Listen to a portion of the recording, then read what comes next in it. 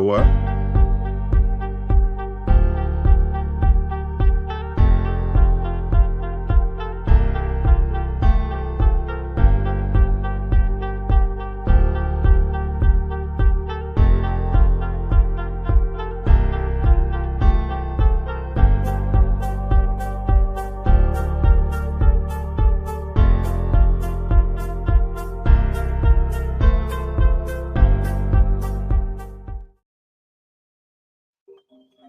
Good afternoon, everybody. Good morning, good evening, wherever you might be listening. My name is Omari Kamal. I am a senior advisor with P&G Advisors, and it's great to be with you all.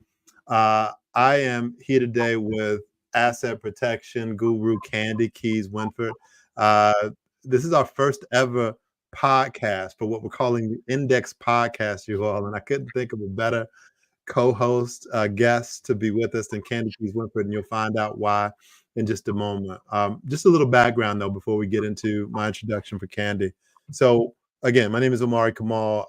P&G Advisors is short for Profit and Growth Advisors. So we are accountants, we are tax advisors, and we're also small business consultants. And what we're all about is exactly what our name would suggest: profit and growth. That's what we care about primarily. We know that you have lots of goals for your life. You have lots of things that your small business that you want your small business to do for you, but we have a couple of goals for you, no matter what those goals are. And that, one, you be profitable, and two, that your business work as hard for you as you work for it. And what we believe fundamentally in our heart of hearts is that when you have a solid finance and accounting platform in place, that you will put yourself on a path to do just that, to move out of self-employment into small business ownership if you already have a business. And what we mean by having a business is that you can take off from your business, whether it be a month, a year, and the business will still be standing. What does that mean? That means you have systems, you have processes in place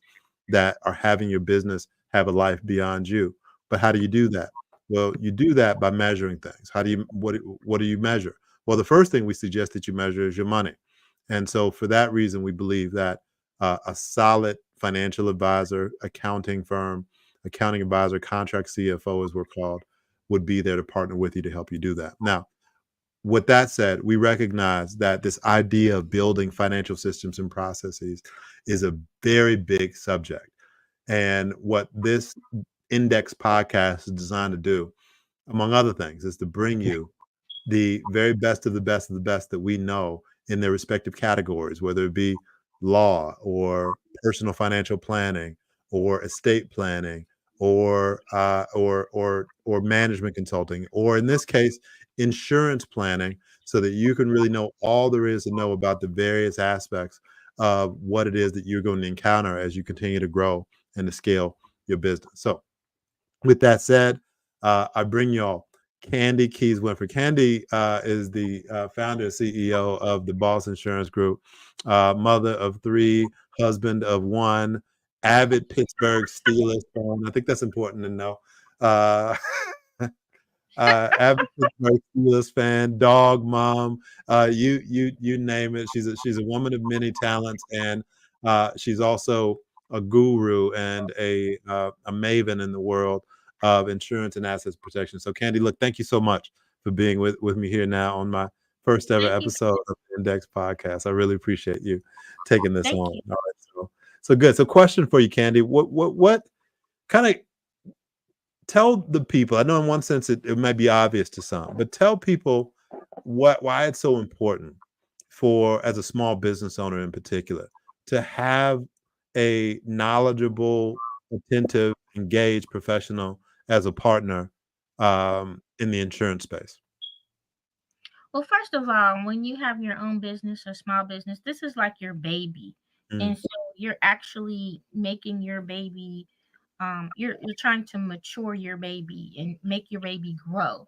So Yeah. you want to actually protect your baby. So you want to make sure that while you're making your baby grow, um, you're actually protecting it. And when I say Yeah. protecting, I'm like, so whether you have products, whether you do operations or you have services or you're providing services, products, or you're doing operation, you want to make sure that you're protecting that just in case um you're out there and something happens where there might be a lawsuit that might come your way. Yeah. We live in a time where everybody wants to sue. So, Mm, with that being said, you want to make sure that that risk doesn't fall on your business, fall on you. You want to make sure that that risk falls on the insurance company. So, you want to yeah. make sure it's properly insured so that you can protect your business while you're actually maturing your business and making your business grow.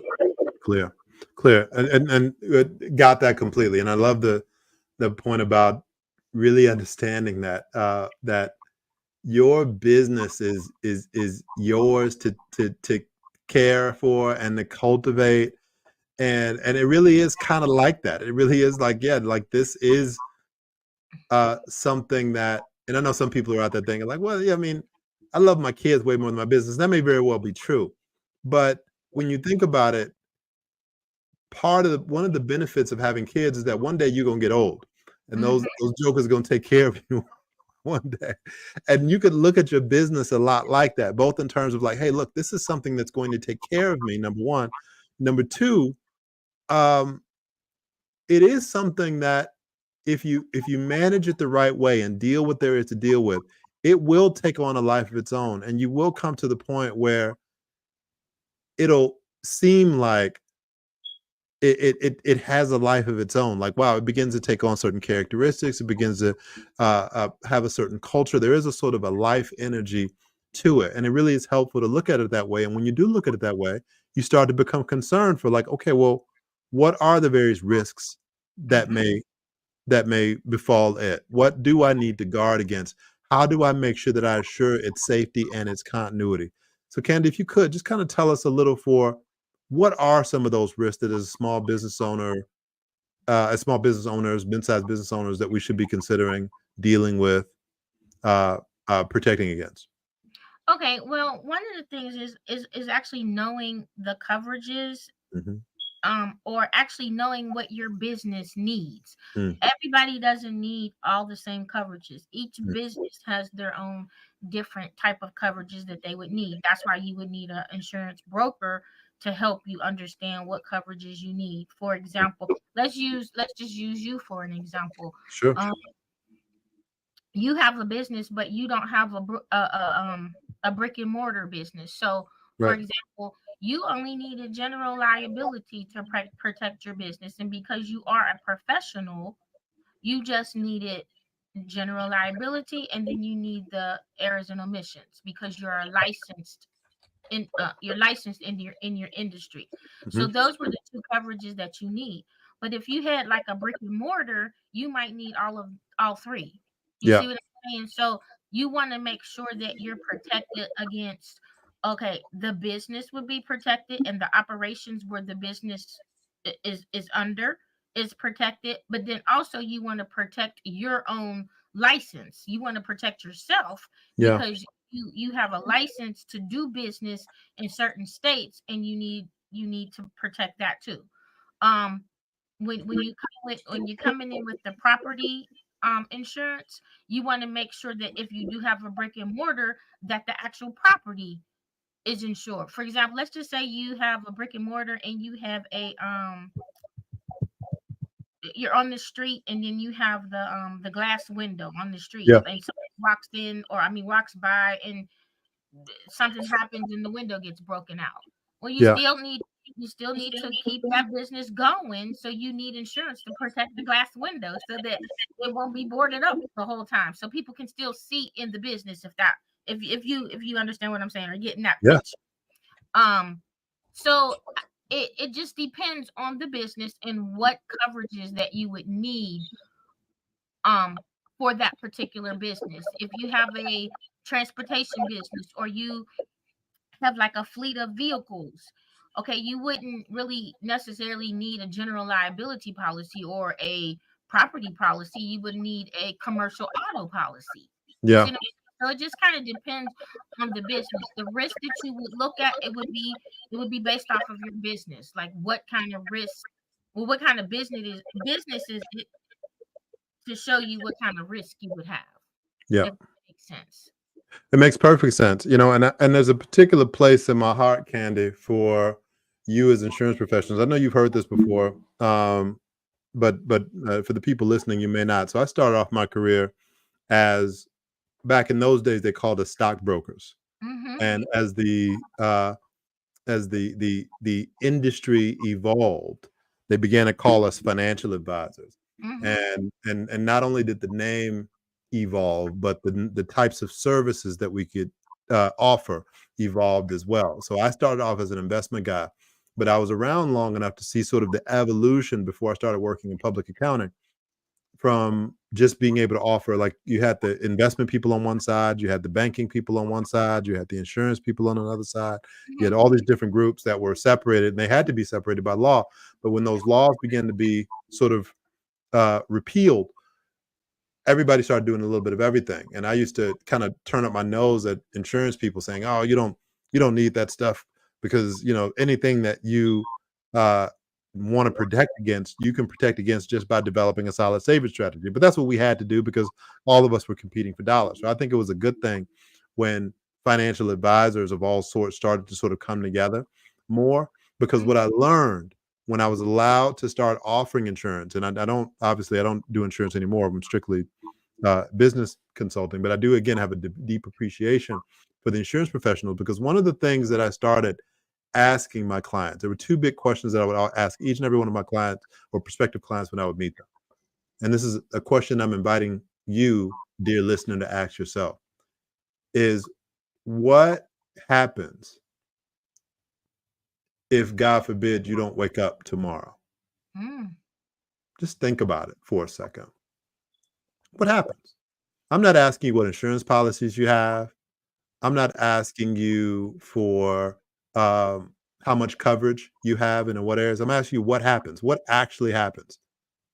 Is there a folder somewhere? Is there a file somewhere? Do your partner, do your loved ones know where to find the information that they need in order to move forward with their lives and mourn, as opposed to trying to look around and find everything or piece things together, or dig themselves out of whatever financial hole that you've since left for them?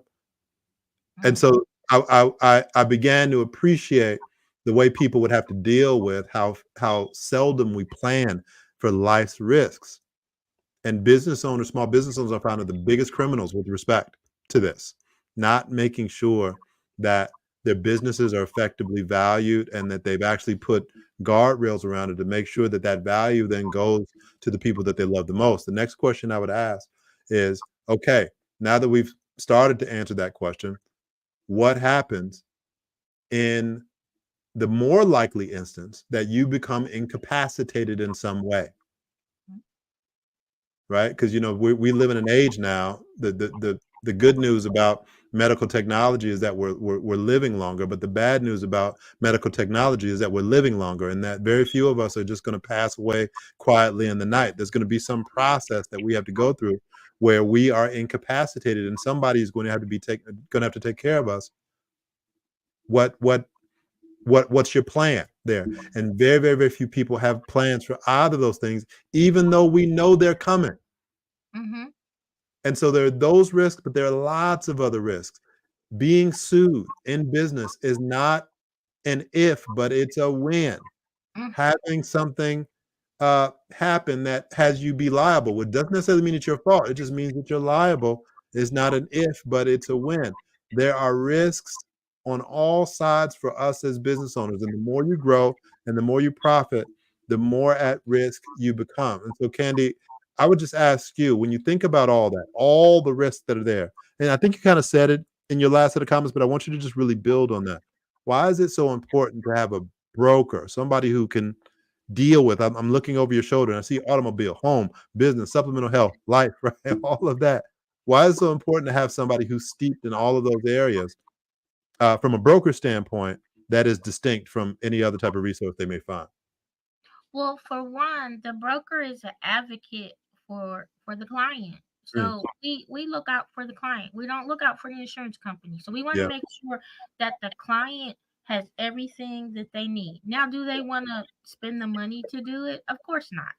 But right. at least they can go one place and say, "Hey, Candy, Do you have this? Yep, I do have this. I can Mm, offer this too. This can go with this. You know what I'm saying? So I have, and that's the reason I wanted to become a brokerage so that I could have a full service where I could do it all. mm, And so when I look at different risks, or different businesses that come to me, it's just like I can start off with the business, and if the client says, okay, well, I'm squared away on my business, then that opens the door where I can go to their personal needs, or I could yeah, go to their life insurance needs, or I can go to their health needs, and they have it all in one. And then it's just like we grow together as a family. We grow together where I get to know your business. I get to know what it is you specifically need and what you specifically don't need. You yeah, see what I'm saying? So, um, to answer your question, I feel like a broker would have everything you need. We have different carriers. We can shop different companies for you. It doesn't have to be just this one company, and whatever their rates are is that's who you have to go with. No, if I need to the coverage up because maybe this coverage is too high for you and maybe I can find it somewhere else. yeah, Or if this company doesn't offer that, then I can find you coverage at another place. yeah, So that's the reason I say, um, and I'm gonna be biased because I'm a broker and I yeah, offer coverages. I think that a person should go to a person where they can get all of their needs met. yeah, yeah. No, I'm with you on that, and certainly you have to trust who you're with. I mean, that's paramount, obviously, but provided that you do trust who you're with, you want to have people who have as many options as possible, as opposed to being in an operation to say, hey, look, everything you have is of our own design, and you take what we give you or nothing at all. So, yeah, Exactly. my experience is that all more options trump less options any day of the week. And I appreciate you saying that. And I've heard you say that too. I've heard it you say when certain lines become overly expensive, like, hey, look, we're not good at X anymore. If you want a Y and Z from us, we can take care of that. But I'll gladly refer you out to somebody else who can offer you a better deal than me. And that kind of honesty and that kind of integrity is what people need. So no, I get that completely. But tell me about workers' comp, Candy. Like, what what what in specifically is do people need to know about employees and making sure that they're covered from a workers' comp standpoint? Because I've had to jump in on a couple of workers' comps audits before, and they're not pleasant. So, what do you have to tell people about how to best make sure they're taken care of from a workers' comp standpoint? Well, the question is, does a small business need workers' comp? Mm, What I find out, what I found over the years, workers' comp. If you have employees, it's mandatory that you have that you workers' have comp. workers' comp. Yeah, But a lot of employees don't. They won't. It's expensive. They don't yeah. want it. I mean, and if they're a small business, it's probably too expensive for them to take on. But it's mandatory. Mm, Um, and the law does require it. I mean, you can shop different carriers. I mean, the rates are not that far apart, but you can shop different carriers just to see what the pricing is. But basically, if you have employees, you have to have workers' comp.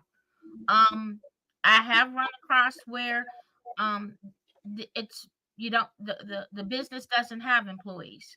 mhm. And so they might be doing a service for another company, and that company is requiring them to have workers' comp. And then there's this thing like, well, why do I have to have workers' comp if I don't have any employees? Yeah, Because in order for you to get this contract, they require you to that have you it. have it. Yeah, And what you have to do is we can offer what you call a blanket. It's a blanket workers' comp. yeah, And so we can put it together, and because you are the owner of the business, or you're the one of the officers or directors of the business, you can actually exclude yourself. You're not going to sue your own self, but you can exclude yourself so the premiums would not be, I'm not going to say you're not going to have to pay any premiums, but they won't be as high. I understand. Yeah, that makes sense. Yeah, thank you for that, Candy. What about what are some other coverages that people need to be considering? Like, for example, I was very shocked when we last met about this to learn about the significance of cyber insurance. And I'm well aware. I mean, I knew why, but I wasn't shocked to see that it was available. But that it was as um, uh, just like, no, this is something that you absolutely need given the condition of the world. But like for cyber, like what are some other additional coverages that you think people should consider, but they don't typically consider?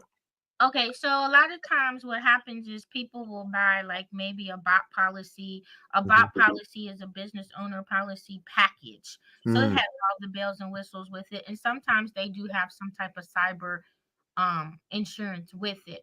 But what we recommend is that you, especially if you're dealing with clients' personal information, yeah. um it, it you need to have cyber the way they're attacking small bit and they go after small businesses because they know small businesses don't really have the fun. And I actually did an ethical training about it, but they go Mhm. after small businesses because they know small businesses don't really have the money and can't afford to actually get out of what they have, or if Yeah. they've been attacked, is what I'm trying to say. And Sure. so um it if you have the cyber insurance, it protects the security and the data breaches. But the data breaches is what's really expensive. If you don't have that coverage, that can actually put somebody out of business. Mm, What happens is if you do have a data breach, you're gonna have to all your clientele, you have to pay for services for the clientele. mm, You know what I'm saying? You have to pay for those services, and if you don't have that coverage, you might end up going out of business yeah. because you're on the hook for that. It could be that just that detrimental. It can, yeah. Yeah. I And mean, a both lot of from a a lot of businesses, oh, I don't need that right now. I don't yeah, need that. But small businesses are the ones that do need it. yeah, yeah, yeah. Clear, clear. Any other ones? I was thinking about if you have employees three or more and you're trying to retain talent.